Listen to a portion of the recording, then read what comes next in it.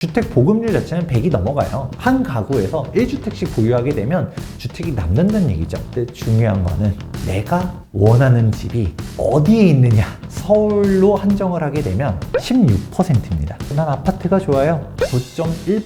근데 또 구축은 싫어. 1.1%밖에 안 됩니다. 인서울 신축 아파트라는 존재 자체가 상위 1.1%라는 거죠. 저희 얼마 전에 저희 매일경제 부동산부에서 이제 전문가 50인을 대상으로 설문조사를 진행을 했었는데요. 이제 응답자분들의 76%가 이제 내년 서울 아파트 값의 상승을 전망을 하셨어요. 이제 제가 그래서 응답자를 다시 살펴보니까 이제 소장님께서도 그분 중 이제 한 분이셨더라고요. 그래서 그게 전망하신 이유에 대해서 좀 설명을 부탁드릴게요. 우선은 일부에서도 언급드렸던 바와 같이 아무래도 탄핵 정국이 2025년도 상반기를 지배할 거라고 보고 있거든요. 네. 그러면 매수자들 같은 경우 심리가 위축될 것이고 그 매도자들 같은 경우도 지금 팔아야 되나? 라고 하면서 흔들리는 분들이 있을 거란 말이죠. 네. 그래서 지역에 따라서 이제 급매물도 나오고 그럴 거라고 봐요. 근데 또 이런 얘기하면 사람들이 싫어할 수 있겠지만 2025년도 상반기가 저는 기회라고 봅니다. 항상 우리가 떨어지는 칼날은 받는 게 아니다 라고 얘기하지만 막상 또 올라갈 때는 못 잡거든요. 그래도 진짜 항상 위기라고 할 때가 알고 보면 그때가 기회였다라는 것이 일단 첫 번째고, 무엇보다 이게 그 어느 때보다도 명확한 것 중 하나가 2026년도부터 이제 공급 부족이 너무 명확하게 옵니다.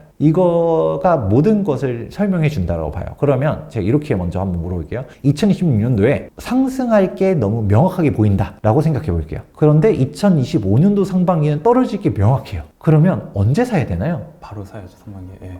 그쵸. 왜냐면 2026년도에 올라가니 2026년도에 사야지 라는 거는 아닌 건 거죠. 네네. 올라가기 전에 사야 되는 건데 완전 바닥이 얼마인지 모르겠지만 이 정도 가격이 괜찮아 라고 하면 상반기에 사야 되는 게 나을 것 같고, 이 탄핵 국면이 어떻게 바뀌는지 좀 보면서 불확실성 해소하고서 움직인다 라고 하면 늦어도 하반기겠죠. 26년도에 가서 살려고는 안 할 가능성이 높거든요. 네. 그러면 딱 저는 2025년도 어떻게 보고 있냐, 상저하고로 보고 있어요. 상반기 때는 좀 어렵다가 하반기 때는 본격적으로 이제 온기가 돌 것으로 보고 있는데, 이제 여기서 크게 두 가지 포인트가 있습니다. 매수자와 매도자의 입장이 달라요. 매수자 입장에서 매수 내 집 마련에 대한 기회다 라고 하게 되면, 매도자 입장에서는 매도 타이밍이란 건가요?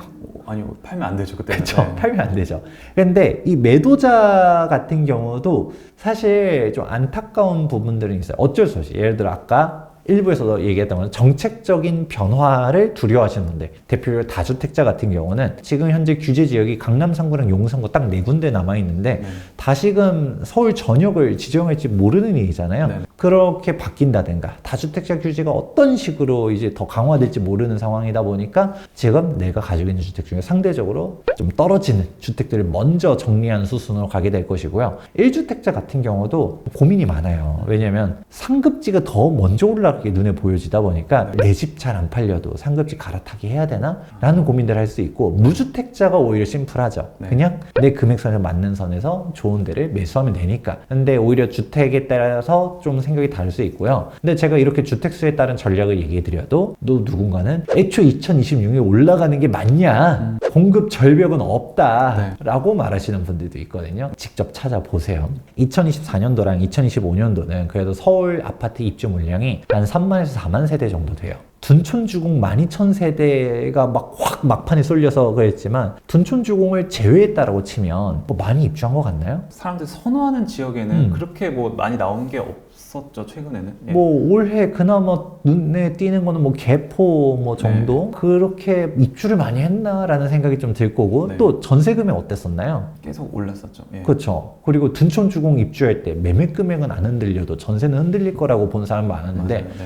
막상 보니까 전세 금액이 왜 이렇게 높지? 라고 생각해요. 물론 소유자 입장에서는 어떻게 생각할지 모르겠지만, 저는 헬리오시티 입주할 때의 전세 금액이 기억나다 보니까 둔촌주공 전세 금액을 보면서 놀라워요. 이렇게 선방을 잘한다고 생각을 하고 있는데, 그러면 2025년도 입주 물량이 무엇이 있나를 곰곰이 생각해 보면 동부권에 좀 있습니다. 이문동, 장위동 여기에 좀 몰려 있고요. 잠실 권역에 신천동, 잠레아, 잠실 레미안 아이파크 입주하는 게 있고요. 또 대표적으로 메이플자이, 신반포 4지구 재건축 해가지고 잠원동에 입주, 뭐 이 정도가 이제 대표적인 거지.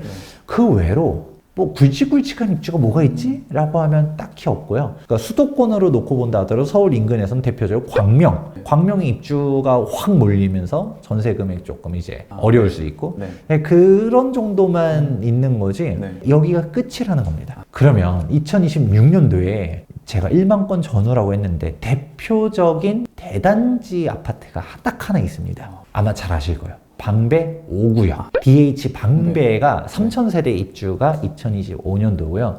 근데 그 외로 2025년도에 지금 현재 입주자 모집 공고해가지고 쫙 추산된 것들 중에서 1,000세대 넘어가는 게 하나도 없어요. 방배 5구역 제형은 다 몇백 세대짜리 짜잘짜잘한 단지들밖에 없거든요. 네네. 그러면 그 몇백 세대조차도 서울은 다 재개발 재건축인데 여기 일반 분양 세대 해봤자 얼마나 있겠어요. 네네. 그러니까 실질적인 입주 물량이라는 게 없단 거죠. 그러면 그런 얘기 하시는 분도 있어요. 너 자꾸 공급 타령하는데 공급이라는 거는 신축 아파트만 공급이 아니라 기존의 소유자들 기축 물량, 매도 물량 나오는 것도 공급이야. 네네. 라고 말하는 사람들도 있고, 아, 공급 너 자꾸 떨어지면 뭐 올라갈 것처럼 얘기하지만 2012년도, 2014년도 이 사이에 공급 물량이 역대 최저였거든요. 그때 집값이 어땠었죠? 나아졌었죠. 예. 그쵸. 그때 부동산 분위기가 제일 안 좋았을 때였었어요. 그런 거를 보면서 야, 당연히 경기가 안 좋았었으니까 그 여파로 갔다가 공급 물량이 떨어지는 거지. 너 자꾸 뭐 수요 급감은 생각 안 하고서 자꾸 공급만 얘기한다 라고 얘기하는데 그때랑 지금이 좀 달라질 거라고 봅니다. 그분들이 이제 부정 못하는 것 중 하나가 예전에는 공급량 많으면 집값 떨어진다라고 말하시던 분들이 이제 공급량 줄어들면 거꾸로 올라가지 않는다라고 말하시고 있는 게 좀 웃기긴 하지만 적어도 전세 가격과 아주 밀접한 상관관계는 가지고 있거든요. 네네. 입주 물량이 부족할 때 전세 가격은 올라가 왔었어요. 네네. 근데 당장 2024년도랑 2025년도에 전세 금액이 안정이 안 되고 있었잖아요. 네네. 왜 그러지? 라고 생각해보면 통계청 자료에 따르면 서울 구도심 같은 경우는 이제 주택 멸실 물량이 2만에서 3만 세대 정도가 평균적으로 멸실이 되고 있습니다. 그러니까 작년 2024년도 같은 경우도 둔촌주공 12,000세대 제외하면 사실 그 물량이었단 거죠. 잠원동에 메이플제 입주한다고 해서 네. 그 일대 전세금이 폭락할까요? 이미 상급지든 가고 싶은 분들 되게 많으실 거예요. 네네. 전세금이 막 떨어지려면 만만한 곳들에서 입주물이 확 쏟아져야 되는 건데 네. 그나마 장위동, 이문동 뭐 이 정도 뭐 쏟아지면 어떻게 될까를 좀 생각해보고 있는 거지만 근데 여기서도 지금 둔촌주공 선방하고 있지만 이문동이랑 장위동도 생각보다 다 스무스하게 넘어가기 시작하면 이제 그 이후는 전세 금액을 걷잡을 수가 없어질 것이다. 왜냐면 이제 급하게 내놓는 사람들이 없어지거든요. 네. 다들 입주잔금 쳐야 되다 보니까 목돈이 필요하다 보니 대표적으로 최근 광명은 마이너스 피 나왔다는 얘기도 나오잖아요. 네네. 근데 이 마피 나온 게 조합원 물량이 아니에요. 다 10중 8구가 다 일반 분양 물량입니다. 왜냐면 분양을 12억이 받았는데 네. 나는 계약금 10%만 해서 1억 2천 넣어놨어요. 근데 잔금 치려고 하니까 돈이 없잖아요. 전세로 어떻게 커버가 안 되다 보니까 그러니까 마피로라도 던지는 건데 보통 광명 뉴타운 의 조합원들은 분담금 3억 정도 납부합니다. 그러면 뭐 3억 아무리 저 광명 전세가 무너져도 3억 전세는 되겠죠. 네네. 그러면 그냥 뭐 3억에 놓고 그냥 그러고서 잔금 치면 되기 때문에 조합원들은 오히려 크게 흔들리지 않아요. 그런데 일반 분양 사람들이 이제 힘든 거죠. 네. 그래서 막 이제 뭐 언론에 나오죠. 아, 너무 그때 고분양가로 분양을 해서 네. 막 이런 식으로 네. 마피가 나왔다라는 식으로 얘기 나오지만 거꾸로 뒤져보면 조합원들 입장에서는 분양 잘한 거죠. 그러니까 조합원들은 별로 그렇게 흔들리지 않는데 일반 분양 사람들이 약간 좀 흔들리게 막 네. 계약금 10%만 했다가 그 약한 고리가 흔들리는 거지만 네. 근데 막상 둔촌이니 뭐니 그래서 보통 집값 떨어진다 말하시는 분들이 전세가 폭락하면 잔금치기 어려운 사람들이 매매 금액을 낮춰서라도 던질 거다라고 보지만 막상 서울은 그렇지 않다라는 거죠. 이런 것들을 좀 보게 되면 지금 뭐 둔촌주공만 있나요? 둔촌주공 분양가가 13억에서 분양할 때 막 폭락한다고 분양받으면 안 된다라고 했었다가 지금 23억이잖아요. 10억이 안전해서 올라갔고 그때 당시 실제로 미분양까지 갔었던 장위 4구역, 장위자이 레디언트 같은 경우는 그때 분양가가 9억 중반이었거든요. 네. 근데 지금 13억 넘어가고 있어요. 그런 상황인데 실질적으로 서울의 신축 아파트 신규 공급하는 데들 보면 분양가가 막 14억, 15억 이러고 있잖아요. 강북도. 네네. 그런 상황 속에서 여러분들이 지금도 이런데 2026년도에 네. 공급 절벽이 본격적으로 오게 되면 네. 이제는 주택수가 순증이 아니라 순감의 시대가 올 것이고 네. 또 많은 사람들이 놓치는 것 중 하나가 기존 구축 매물도 나올 거예요 라고 하지만 여기서 나오는 게 신축을 매도하지 않는다는 거죠. 예. 지금 가격 올라가는 것도 얼죽신이라는 게 2024년도에 신조어였었잖아요. 네네네. 그게 사람들은 신축이 먼저 쫙 올라가면 구축을 쫓아갈 거야 라고 생각하겠지만 사실 신축이 쫙 벌려놓고도 구축이 못 쫓아가고 있거든요. 네네. 이 경향성이 더 커질 거라고 좀 봐요. 왜냐면 일부에서도 가장 크게 얘기했었던 게 재개발 전축이 점점 더 어려워지고 있다는 거잖아요. 네네. 신축 공급이 점점 어려워지는 건 다 인지하고 있어. 공사비 더 많이 올라가가지고 분담금만 5억씩 납부해야 돼. 이걸 생각해보면 구축을 굳이 라는 생각을 할 가능성이 높고, 그래 항상 얘기하는 약한 고리. 그리고 다주택자 같은 경우는 어떤 걸 먼저 정리할까 생각해보면 당연히 지금 뭐 지방 먼저 정리할 것이고, 네. 서울에서 서울 외곽부터 정리할 거고, 아니면 상품을 봤었을 때 빌라 있으면 빌라 먼저, 아니면 아파트가 여러 개를 한다더라도 신축보다는 구축을 먼저 정리하겠죠. 그런 쪽 상품을 들고 있는 게 힘든 거지, 여러분들도 어떤 쪽이 희소성이 담보가 되고 소구력이 있는지를 잘 살펴보게 되면 지금 이 혼란스러운 시장 속에서도 투자의 방향성을 잡을 수 있다. 그리고 또 이제 소장님께서 해주신 그 답변 중에 또 하나 제가 눈에 띄었던 게, 이제 부동산 투자에 있어서 좀 현실적으로 신축 아파트 매수를 권한다라고 말씀을 해주셨어요. 이제 정비사업도 아까 말씀해 주신 대로 좀 뭐 불확실성이 커진 상태고, 또 청약만 기다리다 보면 또 이것도 기약이 없다, 뭐 이런 취지로 말씀을 해주셨는데, 그럼 신축 중에는 어떤 쪽을 좀 투자에 좀 기준을 갖고 봐야 될까요? 제가 거꾸로 이거 먼저 얘기해 볼게요. 대한민국의 주택이 총 몇만 호 정도 있을 것 같아요? 한 2천만 정도일까요? 예. 네, 정확합니다. 통계청 자료 보면 약 2천만 정도의 숫자가 전국에 있습니다. 그래서 주택 공급은 충분하다라고 말하시는 분들도 있잖아요. 그래서 실제로 통계청 보다 보면 주택 보급률 자체는 100이 넘어가요. 네. 그럼 100이 넘어간다는 의미는 뭘까요? 한 가구에서 1주택씩 보유하게 되면 주택이 남는다는 얘기죠. 그러니까 사람들이 보통 그럼에도 불구하고 내 집이 없는 거는 다주택자들 때문이야, 이렇게 생각을 하는데, 네. 근데 중요한 거는 내가 원하는 집이 어디에 있느냐라는 네. 게 문제죠. 네. 지금 시골에 빈집 넘칩니다. 네. 제가 기자님한테 제가 공짜로 주택 하나 줄게요. 저기 폐가 하나 있거든요. 네. 수리해서 쓰세요. 라고 하면 어떤가요? 수리비가 없어서 아까워서 안 되겠죠. 그렇죠.